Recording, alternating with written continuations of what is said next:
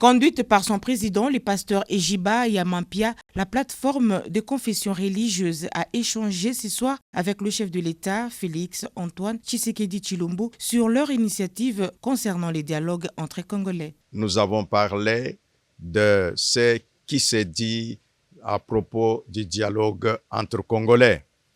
À ce sujet, nous lui avons présenté qu'il n'y a pas seulement ce que la SENCO et l'ECC proposent, il y a aussi l'initiative interconfessionnelle pour la paix et la réconciliation en République démocratique du Congo que la plateforme met à la disposition des Congolais.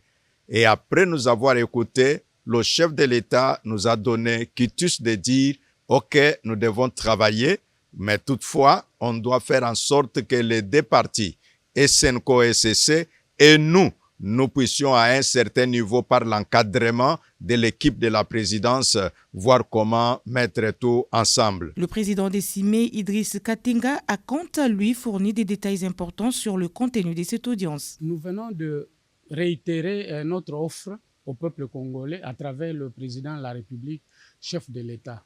Comme son éminence vient de le dire, nous avons le pacte social qui est proposé par nos compatriotes de la SENCO et de l'ECC et qui pour nous comporte certaines limites.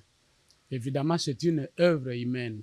Parmi ces limites, nous allons épingler par exemple le fait que c'est une initiative qui vise la refondation de l'État congolais.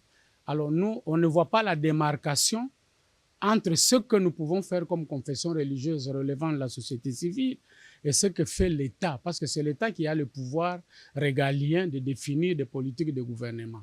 Alors nous comprenons que c'est une quête de paix. Alors par rapport à la quête de paix, nous disons, et nous saluons d'ailleurs en passant, les efforts diplomatiques menés par notre pays, parce que si on peut nous reprocher ceci ou cela, mais au moins aujourd'hui, tous les hommes et toutes les femmes de bonne foi reconnaissent que notre diplomatie est très agissante.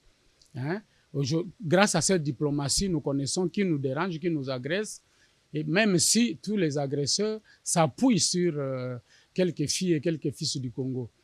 Grâce à cette diplomatie, nous avons beaucoup de soutien aujourd'hui et c'est ce qui permet d'ailleurs la calmie à l'Est. Mais nous disons que cela n'est pas suffisant. Nous pouvons laisser l'État négocier, mener la diplomatie, mais au niveau interne, qui travaille? C'est là où nous proposons aussi cette action alternative pour essayer de fissurer tout ce qui divise les Congolais.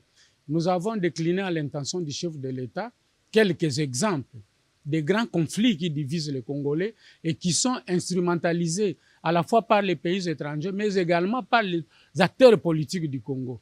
Et Dieu merci, le chef de l'État nous a prêté une oreille très attentive et il nous a encouragés.